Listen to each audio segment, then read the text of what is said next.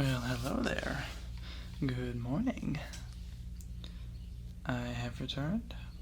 The move is basically complete, so I can't use that as an excuse anymore. But what's good is I don't have to, because there are either 4 or 5 or 6 different recordings that I've made that are in the editing stage, and including ones that have been requested quite a bit. So that's good news for everyone. What I'd like to do right now, it's taking me longer than I anticipated to edit these recordings, so while I'm still working on that, I want to do something else that's been requested recently that probably shouldn't require that much editing, and that is a bit of reading. Now, what I'm going to be reading to you is a very important book to me. It's actually one of 2 from the same author that have really impacted me as a person, and that's not only the reason why I'm reading it, but I'm also reading it because I think I have this theory, and my theory is about ASMR in general and the experience of it. So I would like to introduce some new ideas to you and to see if they spark anything inside you. So they may not come out so soon as I'm reading these books. I'm not entirely sure how I'm going to handle this. I've actually spoken to the author a little bit, and I did allocate some permission from him to read segments of his books. I told him I wouldn't read them all straight through, because I feel like that's a little rude, and it doesn't encourage people to go out and support him, and I think he deserves the support, so I wouldn't have done that anyway. But I do want to read some key points. So what I'm going to read for you now is the introduction. And I should clarify, there are 2 books that I'm speaking of. The first book is called The Secret Teachings of Plants, and the subtitle, In the Direct Perception of Nature. It's a decent-sized book. The pages are very big. Can you hear the air from the pages?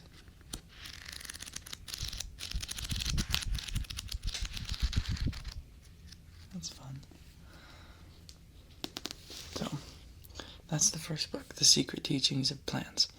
And this is the book that I always recommend people to start with because it's a little less complicated.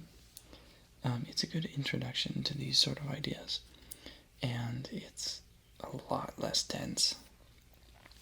The second book, which is Plant Intelligence and the Imaginal Realm, subtitle, Into the Dreaming of Earth.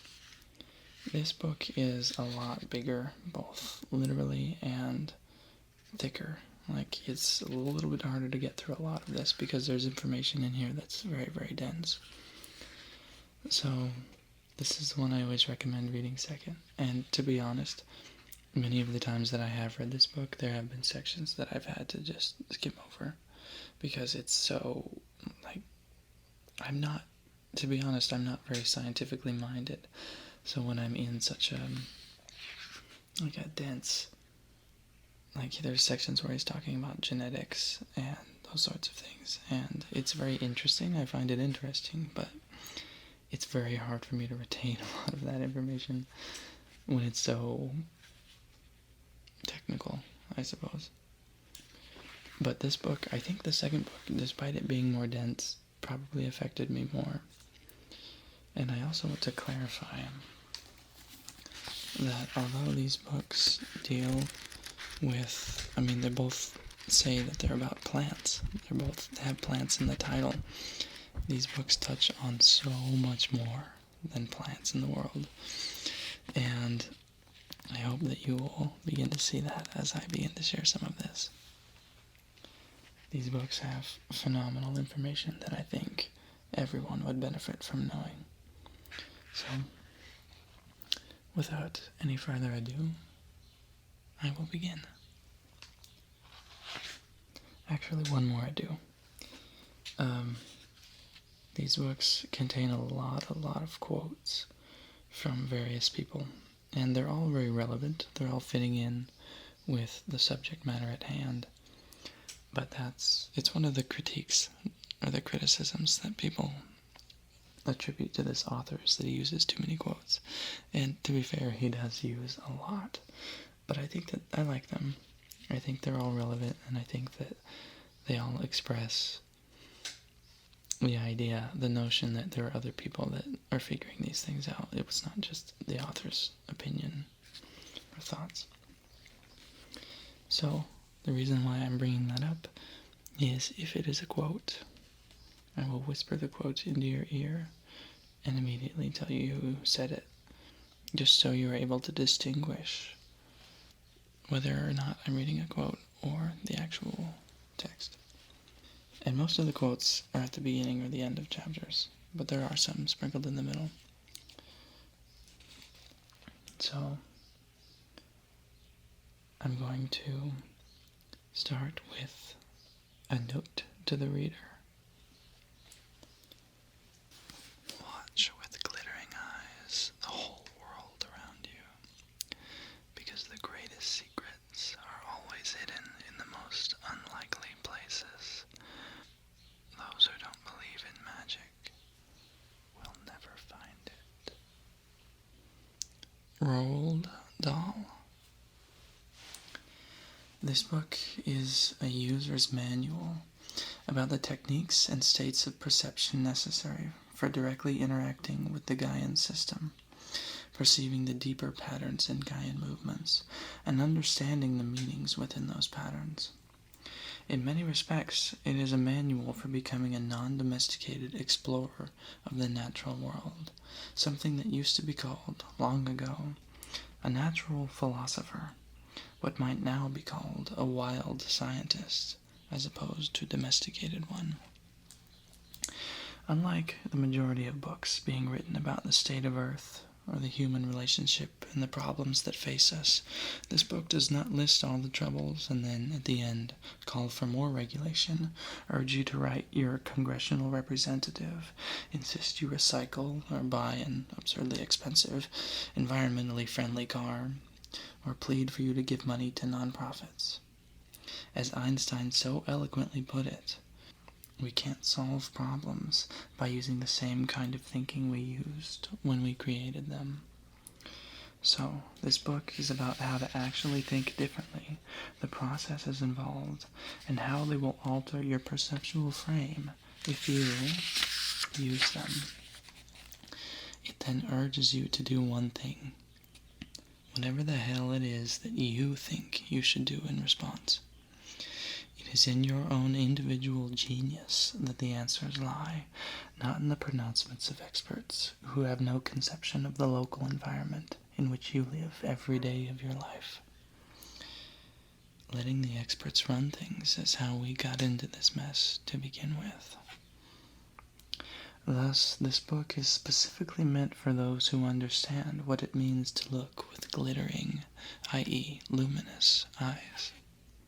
For that is the understanding that binds us together, that lies at the heart of thinking differently. If you are a mechanicalist, or a die-hard reductionist, or even someone who thinks humans are somehow innately different, i.e. more special than all other life forms on this planet, this book will only irritate you, upset your stomach, and cause you to mutter over and over again, "Wrong, wrong." Please read Richard Dawkins instead. Plant Intelligence and the Imaginal Realm is the fourth in a series of 5, or perhaps 6, or 7, or 8 books that began long ago with Sacred Plant Medicine, and which also includes The Lost Language of Plants, The Secret Teachings of Plants. Note, Lost Language contains a depth look at a chemical communication among plants and their ecosystems.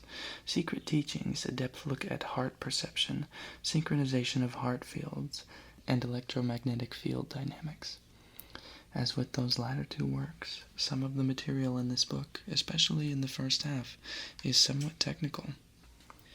That density exists as part of a long-term project to create a map of human interaction with the natural world that actually has something to do with the real world, an area in which our current maps, inherited from the late 19th century, are tremendously deficient. You don't have to read those parts, you can just skip around if you wish. In fact, I urge you to have fun, and from now on, take in what has relevance to you, and to ignore the rest. After all, it's your life. You should spend it how you want. First movement is called Touching the Foundations of the World. Any intelligent fool can make things bigger, more complex, and more violent. It takes a touch of genius and a lot of courage to move in the opposite direction. Albert Einstein.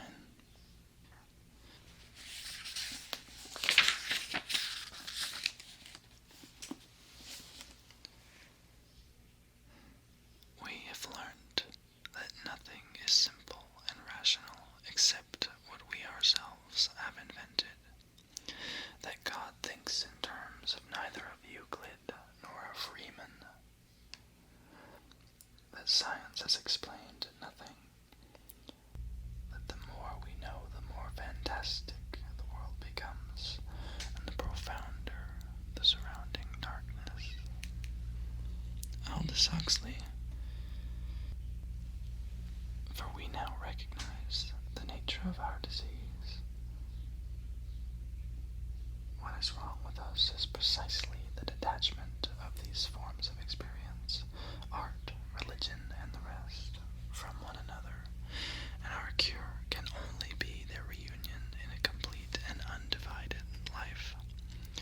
Our task is to seek that life, to build up the conception of an activity which is at once art and religion and science, and the rest.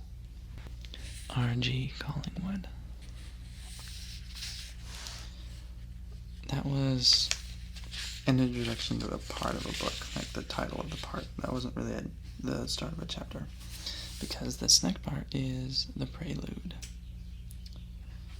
and it's called The Soft Flutter of Butterflies. I was never a good student in school, though first grade was fun. We made handprints and wet plaster and walked in the woods looking for butterflies and learned the Spanish words for chocolate and hello. That first summer after school was wonderful. I got bright new shoes and ran and played with my friends, and we flew kites whose tails fluttered in the wind, and the days were as long as forever. But next year, school was different. Our teacher stood ramrod stiff at the head of the class, and she was tall and thin, and the mole on her chin quivered with indignation. Her face disapproved of itself, and she wrinkled her nose when she talked as if she were smelling something polite people didn't mention. She marched to school wearing a backpack filled with rocks to make her posture better, and she hit our hands with a ruler if we were naughty, and gave us demerits if we talked out of turn, and taught us that every word could only be pronounced one way, and that the dinosaurs were giant cold-blooded reptiles who died because their brains were too small, and it took a week for the nerve impulses to get from their tails to their heads. I didn't like her very much, and I began to think that school was something I would rather not do. But when I told my mother, I was informed that I didn't have a choice in the matter, and that school was something that was good for little children, and that I would go. So the years went by, as years do, and some teachers were better and some were not. I became as unconscious could be. I remember the day I began to wake up. Our 6th grade class was being unruly, and the teacher was suffering from it, and we were informed that the only thing she wanted to hear out of our mouths was nothing. A girl in the next seat asked if she could borrow a pencil. I turned to her and said, "Sure, here." And so I was sent into the hall for talking out of turn. It was winter, and I wore short sleeves and thin brown pants, and the hall of the new school was as cold and dim and empty as damaged hearts. The hall lights were turned off during class to save electricity, and the pale winter sunlight trickled in from the windows at each end of the long hall, and the floor was linoleum, and the walls lined with metal lockers, and the ceiling lights were little recessed boxes, and every little tiny sound echoed as if I were in a metal tube, and the alienation and loneliness of the place went through me like a sigh from the mouth of God, and left me trembling in its wake. And then, for some reason, that day, I got mad. It occurred to me that there was something wrong with this place, and though I did not know it at the time, I was beginning to realize there is a difference between schooling and education. And I just decided that I wouldn't put up with it any longer, and so I walked. I left that place and walked the 3 miles home, down the endless winter sidewalks with their stark leafless trees and the long snow-plowed streets, and took the key from under the milk box and let myself into the silent and empty house. And later still, I carefully watched from behind the pale window curtains as the blue car with the teacher and the vice principal inside pulled slowly up in front of the house. I watched as they opened the car doors and got stiffly out. I watched as they walked up the frozen flagstones and the icy steps to the front door. And I remained silent through all the ringing of the bell. And I remember later the 105-degree fever, and the bed, and myself floating in space, and the visions, and the voices, and my wonder at what I was experiencing. And then I went back to school, and I was once again quiet and good, but some sleeping thing inside me was stirring, and not God, nor parents, nor school systems could keep it much longer in its box. Then my parents moved to Dallas, Texas, and it was 1966, and I began to listen to the Beatles, and the Stones, and Bob Dylan, and the sleeping thing inside me began to rattle the lid of its box, and sometimes the sounds it made were really, really loud. It was a bad time and a bad place for that sleeping thing to make noise. The suburbs of Dallas were filled then, as they are now, with the Avon-decorated faces of our mothers, and the absence of our fathers, and a generation of children were growing up displaced persons, and some kind of wildness was beginning to creep out of the emptiness inside us. Our hair grew longer, and a strange light began to gleam in our eyes, and we discovered words like fuck and shit and no. And our elders began to fear us, and I found it was possible to be arrested for walking with long hair. Handcuffed and taken to the local lockup, my mention of the Bill of Rights was greeted with laughter. I was denied a phone call and held without knowing if anyone knew where I was. I was told I had no right to counsel, and my jailers amused themselves by telling me I would never get out, and that they had called my mother, and she said for them to keep me, and that I would soon be put in general lockup with the others. But perhaps, if I told them who I bought my drugs from, assumed from my long hair, they would go easy on me. Perhaps, if I were cooperative, they could intervene, tell the judge I had been helpful, and arrange my release. I still wasn't sure what the charge was. I didn't know then about walking with long hair. But I didn't cooperate, and even so, 24 hours later, my mother did show up to take her wayward, 15-year-old, very terrified son home. They had collectively felt some experience with Texas justice would teach me something. It did. I have hated the abuse of power ever since. and the lid of the box came off, and that sleeping thing inside me came out, and I have never put it back in, and I never will. How hard it is to honor these most important of our teachers.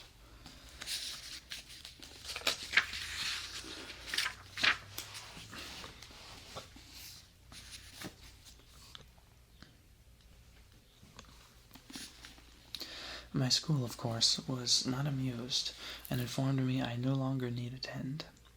I was a bad influence on the other children, and I finally knew too deep for words that they were not interested in me as a human being, but only in my compliance, and I filed emancipation papers and worked that summer emptying garbage cans, learning a lot about my neighbors' lives, and saved my money, and then, just after Christmas, I left that town, hitchhiking west.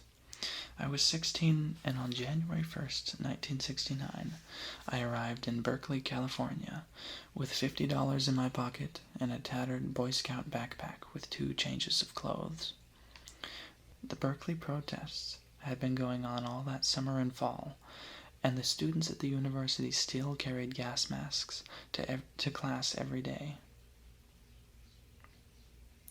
I met some people who lived in a flat on Telegraph Avenue, and they said I could live in their walk-in closet for $25 a month. They kept green cans of military rations under their beds and hung gas masks on a coat rack near the door. And after a while, one of the guys said he thought I should take the high school equivalency test and go to college, and so I did. That first day of class, sitting right in front of me, there was a transvestite, and she/he had long purple fingernails and a lot of makeup, and I never had seen anything like that in my life. There was a man with a wild red beard and wild red hair, and he told me stories about living for a year in a cabin he'd built up in the mountains after he'd left high school, and about building a ship and sailing around the world, and about the typhoon that hit him off the coast of Madagascar and wrecked the ship and cast him, wretched and gasping, on the shore. There he was found by a beautiful woman who offered him fruit and nursed him until he was well, and then they had great sex for the longest time. Then, much later, he decided to leave, and he worked his way back to America on a tramp steamer with a load of green hides, and he could never get rid of the smell, and I am sure that he, as I do, smells it yet. A boy in my class knew Cesar Chavez, and he'd helped him organize the first migrant worker protests in California, and he was Hispanic and played the guitar and was handsome and could sing so beautifully that it almost broke my heart, and he told us not to eat grapes because of the boycott. One of my roommates was called Stone, and she was from Georgia and was a stripper in the Tenderloin in San Francisco.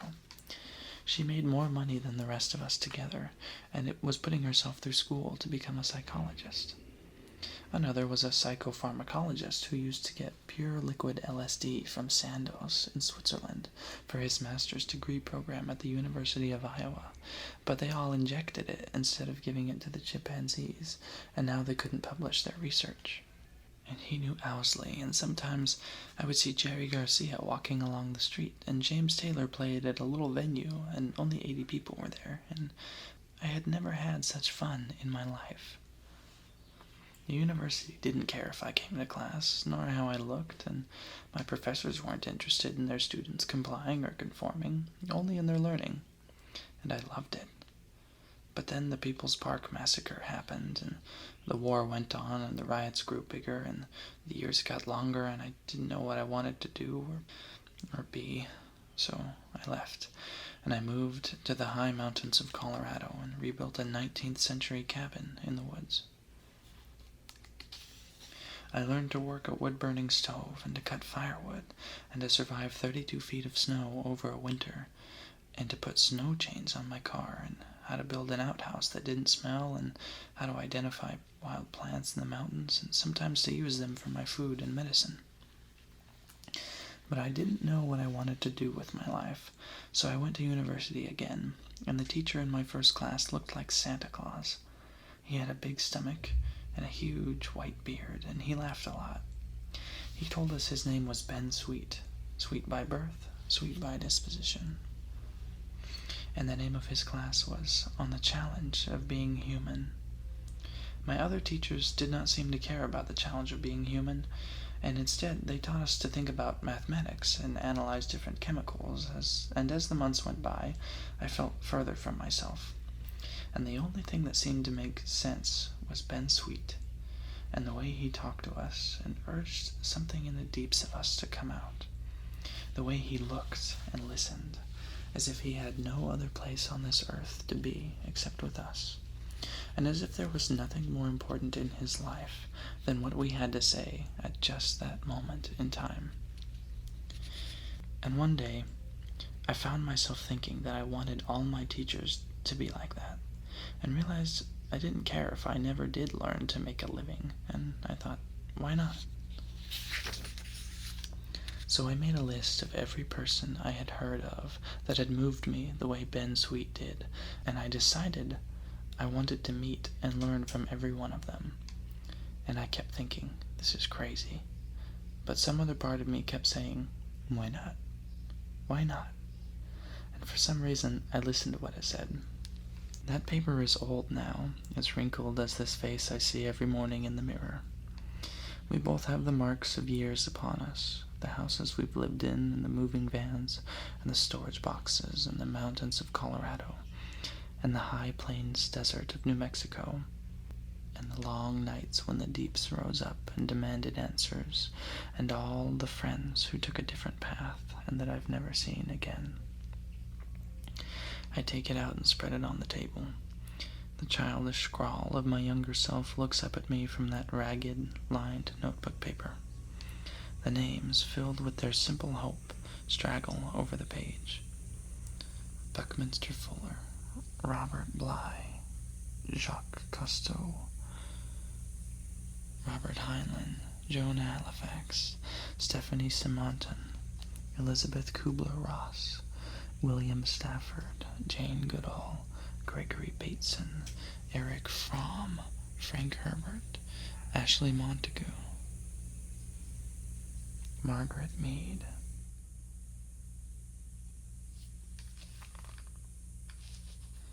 I turned the mic sensitivity a little bit down because there's some cicadas outside and they're loud. It's getting later in the video anyway, so maybe that's a good thing.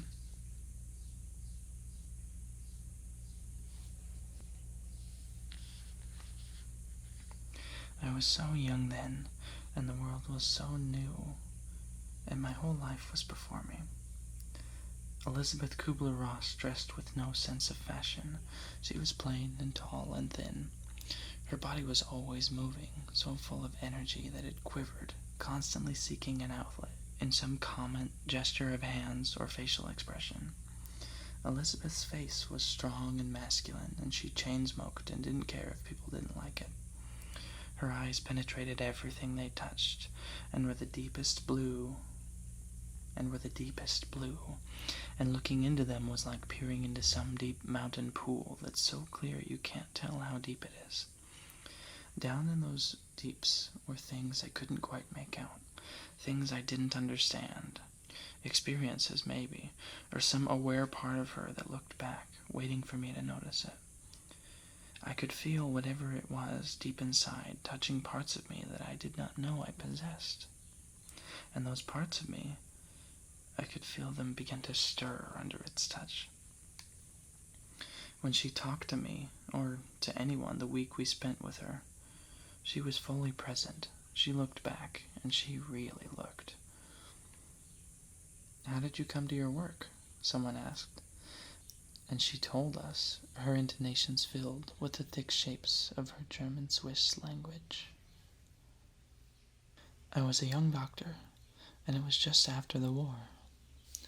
I had heard stories of the terrible things that had happened in the concentration camps, and I wanted to see for myself. So I went to Majdanek in Poland. It is just outside the town of Lublin.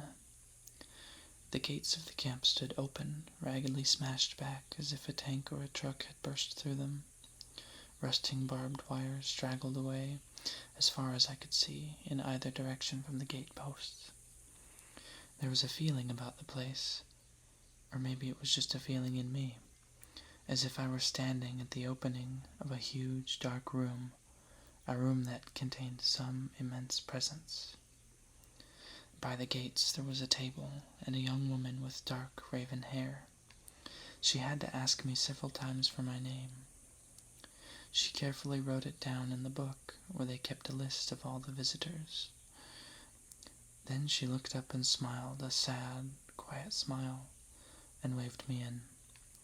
And so I began to walk, to see the camp, to see the truth of that place for myself. There were rusting railroad tracks and weeds growing up between them, and abandoned railroad cars sitting on the tracks, the doors thrown open. Inside the first one were thousands of shoes, tiny children's shoes, quiet now from their running and laughing, no longer a part of children's lives. I could not take it in, thousands of children's shoes, all moldering together. Then I looked into the next car, and for the longest time I could not make out what I was seeing. Suddenly, I realized it was filled with tangled mats of human hair, hair that the Nazis had shaved from the heads of people in this camp, hair to be used for mattresses.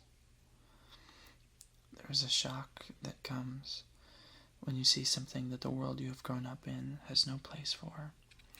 The mind cannot conceive it. And it feels as if the fabric of the world has torn, and you have stumbled and are falling through into some in-between place that you never knew existed.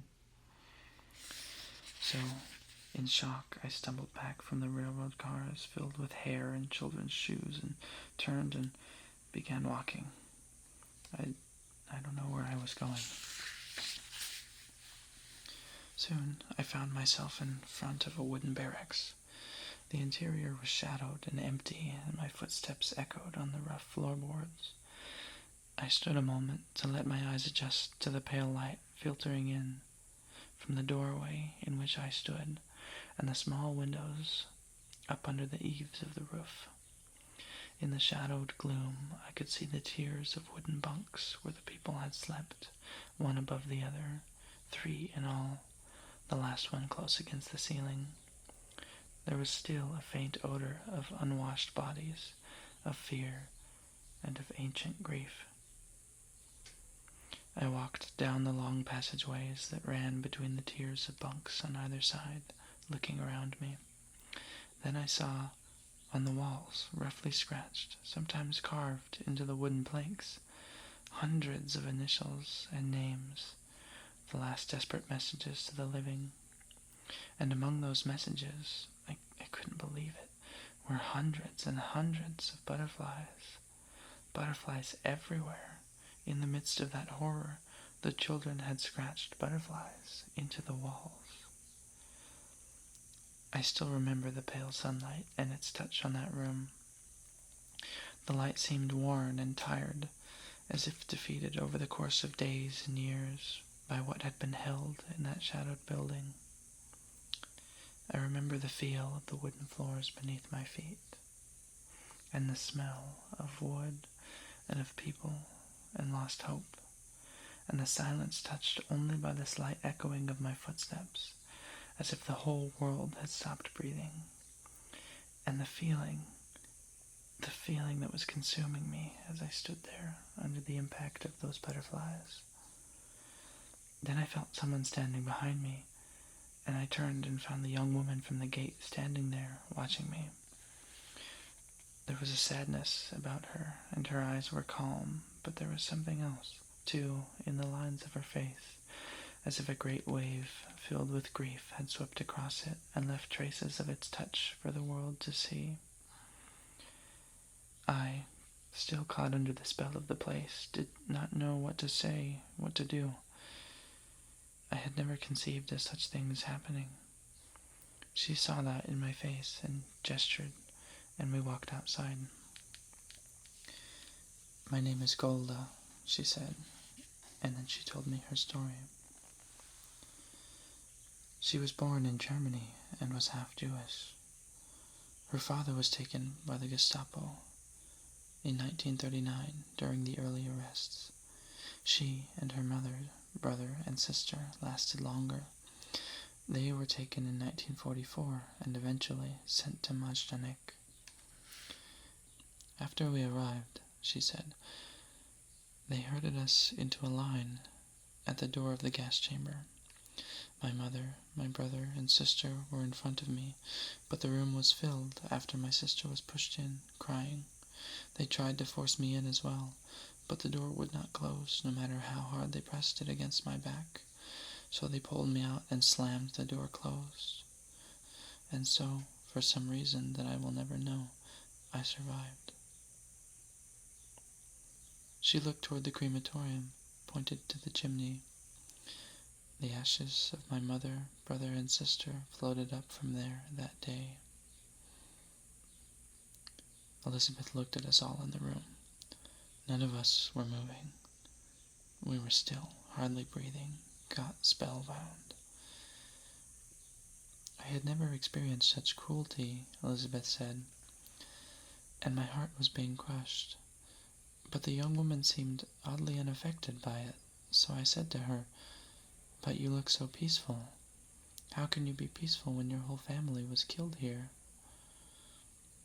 Golda looked back at me, those peaceful eyes, and said in the most penetrating voice I had ever heard, "Because the Nazis taught me this. There is a Hitler inside each of us, and if we do not heal the Hitler inside of ourselves, then the violence, it will never stop." Elizabeth stopped and waited, letting what she had said softly reverberate in the room, penetrate into the depths of us. Then, softly, so I asked her, "What are you doing now?" She told me she was working in Germany at a hospital for German children injured during the war, the children of the Nazis who had sent her family to Majdanek. I was shocked. I asked her why. "How else," she asked, "can I heal the Hitler inside of me, but to give them what they took from us?" When Elizabeth was done, many of us were crying.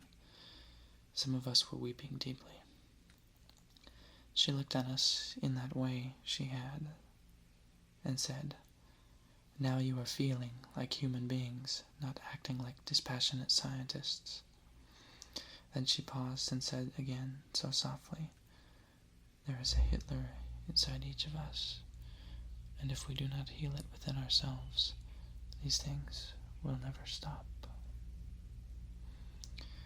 There was something in her voice that day, some invisible thing that my younger self did not consciously understand, but could only feel.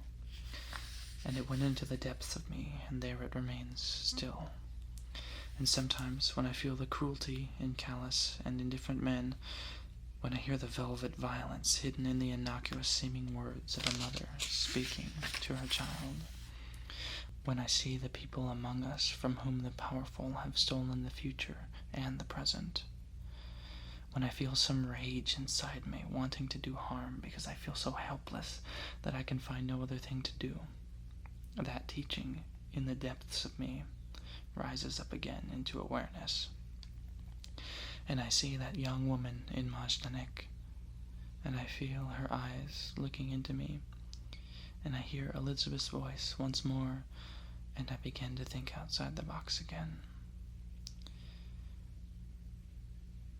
There is a difference I learned long ago between schooling and education. Do you feel it now in the room with you? I was never able to find it in the analysis of chemicals or in degree programs or in any of my schools, but sometimes I find it in the soft flutter of butterflies, in the wildness of plants growing undomesticated in a forest clearing, in the laughter and running of young children, their hair flowing in the wind. And sometimes I find it in the words of teachers who come along from time to time, out there, far outside these walls, in the wildness of the world.